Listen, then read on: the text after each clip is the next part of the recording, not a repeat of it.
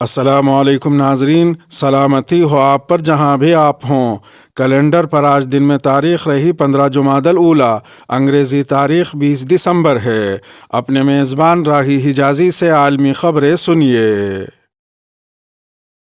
ملا امیر خان متقی نے OIC کے رکن ممالک سے سفارت خانے دوبارہ کھولنے کا مطالبہ کیا۔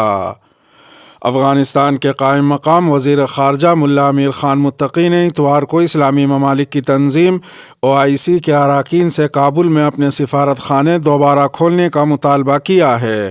اسلام آباد میں منعقدہ OIC کے 70ویں سربراہی اجلاس سے خطاب کرتے ہوئے ملا امیر خان متقی نے کہا کہ نئی افغان حکومت کے پاس پورے ملک کا کنٹرول ہے اور اسے بیرونی ممالک کی طرف سے تسلیم کیا جانا چاہیے۔ نئی افغان حکومت دنیا کے ساتھ رسمی تعلقات کا حق محفوظ رکھتی ہے۔ ملا امیر خان متقی کے الفاظ میں، نئی حکومت جو پورے ملک پر کنٹرول رکھتی ہے اور جس نے اپنی جغرافیائی اور علاقائی سالمیت کو محفوظ بنایا ہے اور جو کسی بھی ملک کے لیے خطرہ نہیں ہے، وہ ایک حکمران نظام کے طور پر دنیا کے ساتھ رسمی تعلقات رکھنے کا حق محفوظ رکھتی ہے۔ ملا امیر خان متقی نے اجلاس کے شرکاء کو بتایا کہ خاندان کے فرد کے طور پر افغانستان اسلامی ممالک کی درخواستوں، خدشوں اور مشوروں کو سننے اور قبول کرنے کے لیے تیار ہے، جو موجودہ بحران پر قابو پانے کے لیے ایک مناسب و منصفانہ روڈ میپ اور درست سمت کی طرف لے جا سکتے ہیں۔ افغان وزیر خارجہ نے شرکاء پر زور دیا کہ وہ امریکہ کو یاد دلائیں کہ افغانوں پر ظلم و ستم اور افغان حکومت کو کمزور کرنا کسی کے مفاد میں نہیں ہے۔ ان کے الفاظ میں، یہ تعلقات کو بہتر بنانے کے لیے سازگار نہیں ہے۔ اس طرح کے اقدامات سے امریکی وقار کو نقصان پہنچتا ہے اور پناہ گزینوں کے بحران میں اضافہ ہوتا ہے، جس کے مضر اثرات وسیع تر دنیا کو نہیں بخشیں گے۔ ادھر دوسری جانب OIC کے اجلاس سے خطاب کرتے ہوئے OIC کے سیکریٹری جنرل حسین ابراہیم نے افغان مسئلے کے حل کے لیے سیاسی حل پر زور دیا، جو عالمی برادری کے مطالبات کو بھی پورا کرے گا۔ انہوں نے OIC کے ارکان پر بھی زور دیا کہ وہ افغانستان کو انسانی امداد فراہم کریں۔ OIC کے سربراہی اجلاس سے خطاب کرتے ہوئے ترکی کے وزیر خارجہ نے افغان معیشت کو تباہ ہونے سے روکنے کی کوششوں پر زور دیا۔ ترکی کے وزیر خارجہ کے مطابق موجودہ پابندیوں نے افغانستان کے مالیاتی نظام کو مفلوج کر دیا ہے اور جو فنڈز گروی رکھے گئے ہیں وہ بے معنی ہوں گے جب تک کہ امداد افغانوں تک نہیں پہنچتی۔ واضح رہے کہ افغانستان کا جھنڈا، جو سبز، سرخ اور سیاہ رنگ پر مشتمل تھا، سربراہی اجلاس میں شریک ممالک کے دیگر جھنڈوں کے درمیان نمودار ہوا۔ تاہم کانفرنس کے اختتام پر لی گئی گروپ تصویر میں افغان وزیر خارجہ نظر نہیں آ رہے تھے۔ امریکہ کا OIC کے افغانستان میں کردار کا پرتپا خیر مقدم۔ افغانستان کے لیے امریکہ کے نمائندے خصوصی تھامس ویسٹ نے کہا ہے کہ امریکہ نے افغانستان میں اسلامی تعاون تنظیم یعنی OIC کے کردار کا پرتپا خیر مقدم کیا ہے۔ عرب نیوز کے مطابق امریکہ کی جانب سے یہ تبصرے OIC کے وزرائے خارجہ کونسل کے 70ویں اجلاس کے اختتام کے بعد سامنے آئے۔ تھامس ویسٹ نے کہا کہ آج کا OIC کا یہ اجلاس نتیجہ خیز رہا، جس میں ہیومینیٹیرین ٹرسٹ فنڈ کی تشکیل اور OIC کے خصوصی نمائندے کے تقرر کی منظوری دی گئی۔ انہوں نے مزید کہا کہ امریکہ OIC کے کردار اور شراکت کا گرم جوشی سے خیر مقدم کرتا ہے۔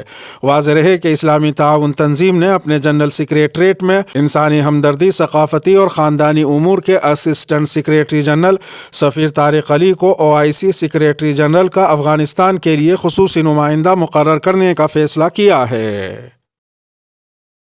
سعودی عرب کا افغانستان کے لیے 1 ارب ریال امداد کا اعلان۔ سعودی عرب کے وزیر خارجہ شہزادہ فیصل بن فرحان نے اسلامی تعاون تنظیم کے وزرائے خارجہ کے اجلاس میں افغانستان کے لیے 1 ارب ریال امداد کا اعلان کیا ہے۔ العربیہ نیوز کے مطابق اس بات کا اعلان سعودی عرب کے وزیر خارجہ نے اتوار کو اسلام آباد میں اسلامی تعاون تنظیم یعنی OIC کے وزرائے خارجہ کونسل کے 70ویں اجلاس سے خطاب کے دوران کیا۔ اجلاس سے خطاب کرتے ہوئے انہوں نے کہا کہ افغانستان کا معاملہ انسانی بنیادوں پر دیکھنا ہوگا۔ اقتصادی حالات نے افغانستان میں نہ صرف ایک انسانی المیہ کو جنم دیا ہے بلکہ وہ مکمل تباہی کی جانب بھی جا سکتے ہیں، لہٰذا ہم OIC کی چھتری تلے مل کر مشترکہ اقدام کر سکتے ہیں۔ ہیں۔ ان کا مزید کہنا تھا کہ خواتین اور بچوں سمیت افغان عوام مشکلات کے شکار اور مدد کے منتظر ہیں۔ ہم افغانستان میں امن کے خواہاں ہیں کیونکہ افغانستان میں کشیدہ صورتحال کے خطے اور دنیا پر اثرات مرتب ہو سکتے ہیں۔ سعودی وزیر خارجہ نے اجلاس میں شرکت پر سیکریٹری جنرل OIC اور دیگر نمائندوں کا شکریہ ادا کرتے ہوئے کہا کہ مملکت سعودیہ عرب نے مختلف طریقوں سے افغانستان کی امداد کی ہے اور ہم افغانستان کے لیے 1 ارب سعودی ریال کا فنڈ فراہم کر رہے ہیں۔ افغانستان کی مدد کرنا سب کی ذمہ داری ہے، پاکستان اکیلا کچھ نہیں کر سکتا۔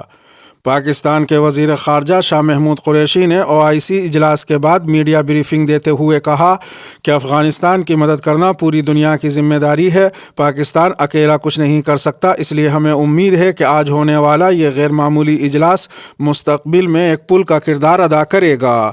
انہوں نے کہا کہ وہ قومیں جو ایک دوسرے کے خلاف تھی آج آمنے سامنے بیٹھی ہیں۔ سب کو جان لینا چاہیے کہ اگر افغانستان کے مسئلے کا مستقل حل تلاش نہیں کیا گیا تو پوری دنیا کو اس کے اثرات کا سامنا کرنا پڑے گا۔ وزیر خارجہ نے کہا کہ کانفرنس کا واحد ایجنڈا افغانستان کے عوام تھے۔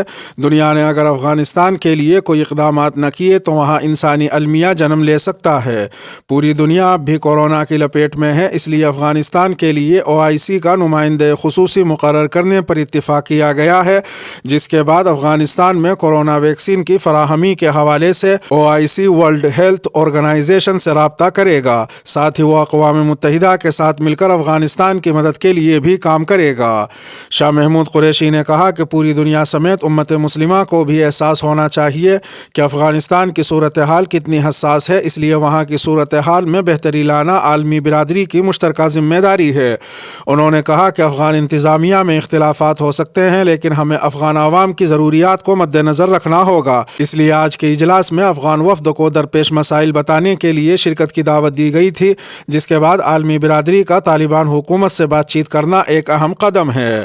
دوسری جانب وزیر خارجہ شاہ محمود قریشی نے کہا کہ آج OIC وزرائے خارجہ اجلاس میں مندوبین نے شرکت کی۔ سیکریٹری جنرل کے تعاون کے بغیر یہ اجلاس ممکن نہ تھا۔ ہمیں پوری امید ہے کہ اس اجلاس کے ذریعے افغانستان کے مسائل اجاگر کرنے میں مدد ملے گی۔ 5 رکن ممالک بھارت وسطی ایشیا ڈائیلاگ میں شریک۔ بھارت کے وزیر خارجہ ایس جے شنکر نے اتوار کو وسطی ایشیائی ممالک کے وزرائے خارجہ سے خطاب میں کہا کہ ان سب کے افغانستان میں خدشات اور مقاصد ایک جیسے ہیں۔ بھارتی وزیر خارجہ کے ترجمان کے مطابق دارالحکومت نئی دہلی میں بھارت وسطی ایشیا ڈائیلاگ میں قزاقستان، کرغستان، تاجکستان، ترکمانستان اور ازبکستان نے شرکت کی۔ وزرائے خارجہ سے خطاب میں بھارتی وزیر خارجہ ایس جے شنکر نے کہا کہ حقیقی شمولیتی اور نمائندہ حکومت، دہشت گردی اور منشیات کی اسمگلنگ کے خلاف جنگ، انسانی ہمدردی کی بنیاد پر امداد کی بلا رکاوٹ فراہمی یقینی بنانا، خواتین، بچوں اور اقلیتوں کے حقوق کا تحفظ وسطی ایشیائی ممالک کے خدشات اور اہداف ہیں۔ واضح رہے کہ ترکمانستان، ازبکستان اور تاجکستان کی سرحدیں افغانستان کے ساتھ ملتی ہیں۔ وزیر خارجہ ایس جے شنکر نے مزید کہا کہ ہم سب کے افغانستان کے ساتھ گہرے تاریخی اور ثقافتی روابط ہیں۔ اس ملک میں ہمارے خدشات ایک جیسے ہیں، ہمیں افغان عوام کی مشکلات حل کرنے کے طریقے تلاش کرنے ہوں گے۔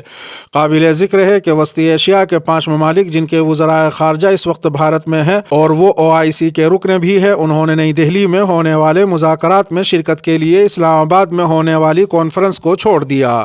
پاکستان میں منعقدہ کانفرنس میں ان ممالک کے وزرائے خارجہ کے بجائے سفارتی وفود نے اپنے ممالک کی نمائندگی کی۔ اخوان المسلمین کے قائم مقام مرشد عام کو جاسوسی کے الزام میں عمر قید کی سزا۔ اتوار کو مصر میں supreme state security criminal court نے اخوان المسلمین کے قائم مقام مرشد عام محمود عزت کو غیر ملکی تنظیموں کے ساتھ تعاون کرنے کا جرم ثابت ہونے پر عمر قید کی سزا سنا دی ہے۔ پبلک پروسیکیوشن نے ملک کے اندر دہشت گردانہ کارروائیوں کے لیے ایرانی پاسداران انقلاب سے قریبی تعلق رکھنے والی غیر ملکی تنظیموں یعنی حماس اور لبنانی حزب اللہ کے لیے جاسوسی کے جرائم کے ثبوت ملنے کے بعد محمود عزت کو سزا سنائی۔ پبلک پروسیکیوشن نے محمود عزت پر الزام لگایا کہ انہوں نے اہم دفاعی راز دوسرے ملک کو دیے، مصر کے مفاد کے خلاف کام کرنے والے گروپس کے ساتھ تعاون کیا، دہشت گردی کے لیے فنڈنگ کی اور غزہ کے علاقے میں عسکری تربیت حاصل کرنے والوں کی سرپرستی اور مدد کی تاکہ ان کی معاونت سے اخوان المسلمین کی بین الاقوامی تنظیم کو مضبوط بنایا جا سکے اور مصر کی سلامتی، استحکام اور خود مختاری کو بقول استغاثہ نقصان پہنچایا جا سکے۔ استغاثہ نے الزام لگاتے ہوئے یہ بھی کہا کہ محمود عزت اخوان المسلمین کے فیصلوں کے ماسٹر مائنڈ ہے کیونکہ انہوں نے اخوان المسلمین کے ساتھ مل کر بقول استغاثہ مصر میں حکومت کا تختہ الٹنے کی کوشش کی۔ استغاثہ کے مطابق وہ جگہ جگہ میٹنگوں اور کانفرنسوں میں منصوبہ بندی کرتے رہے۔ ان کا مقصد مصر کی ریاست پر قبضہ کرنا تھا جس کے لیے انہوں نے غیر معمولی منصوبہ بندی کی تھی۔ پہلے بھی مہنگائی کم کی ہے، اب بھی کروں گا، اردوغان کی ترک عوام کو یقین دہانی۔ ترکی کے صدر رجب طیب اردوغان کی حکومت ان دنوں مہنگائی اور ڈالر کے مقابلے میں مقامی کرنسی کی گراوٹ کی وجہ سے شدید تنقید کی زد میں ہے۔ تاہم صدر اردوغان نے عوام کو یقین دلایا ہے کہ وہ ملک میں مہنگائی کی شرح 4% تک لانے میں کامیاب ہو جائیں گے کیونکہ وہ ماضی میں ایسا کر چکے ہیں۔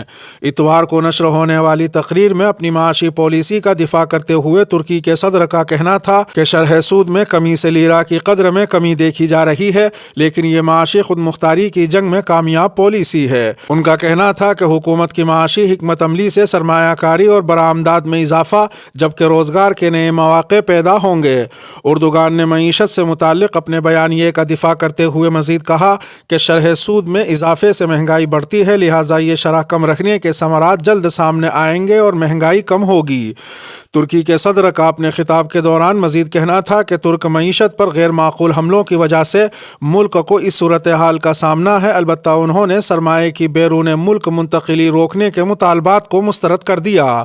رجب طیب اردوغان کا کہنا تھا کہ کرنسی کی قدر میں کمی کرنے کا ہتھیار ترکی پر آزمایا گیا، لیکن جب کرنسی اور قیمتیں مستحکم ہوں گی تو ہم ایک بار پھر جدید ترکی کے دروازے کھلتے دیکھیں گے۔ اس کے ساتھ ہی خبروں کا اختتام ہوا۔ ویڈیو کو آخر تک ملاحظہ فرمانے پر شکریہ۔ آج کی 2 ویڈیوز کے تھمبنیل آپ کی اسکرین پر نمودار ہو رہے ہوں گے۔ اگر یہ ویڈیوز آپ کی نظر سے نہ گزری ہوں تو تھمبنیل پر ٹچ کر یا چینل پر جا کر انہیں بھی ملاحظہ فرما سکتے ہیں۔ اپنے میزبان راہی حجازی کو اب دیجیے اجازت۔ سلامتی ہو آپ پر جہاں بھی آپ ہوں۔